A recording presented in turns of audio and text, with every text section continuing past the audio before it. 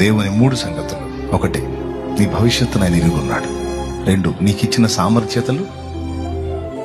నీ భవిష్యత్తు నీకు తెలియదు, ఆయన తెలుసు. నీకున్న సామర్థ్యాలు నీకు తెలియదు, ఆయన తెలుసు. అంతేకాదు, నువ్వు ఏ మోతాదులో మొయ్యగలవో, ఎంత శోధన తట్టుకోగలవో అది కూడా ఆయనకు తెలుసు. ఈ 3 ఎరిగి ఉన్న దేవుడు అన్ని సమకూర్చి నీ మేలుకే జరిగిస్తా ఉన్నాడు.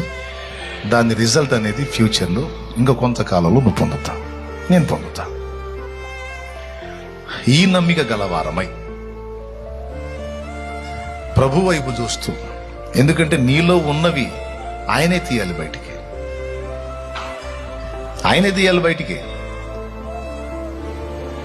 ఆయనే తీర్చిదిద్దాలి. ఆయన వైపు చూసినప్పుడే నా లైఫ్ ఎలాగా ధన్యమైంది. మీకు కూడా చెప్తున్నాను, అటే చూడండి. ఖచ్చితంగా ఆయన ప్రమేయం ఉంది నీ లైఫ్లో, ఆయన జోక్యం ఉంది. నీ జీవితంలో ఇప్పటివరకు ఎదురైనవన్నీ కూడా ఆయనకు తెలియకుండా జరగలేదు, మొత్తం తెలుసు, అన్నీ చూస్తున్నాడు. తప్పకుండా ఇవన్నీ కూడా నీకు ఫేవర్గా మారేటట్టు ఆయన చేయబోతున్నాడు. అందుకే రప్పిస్తాడు.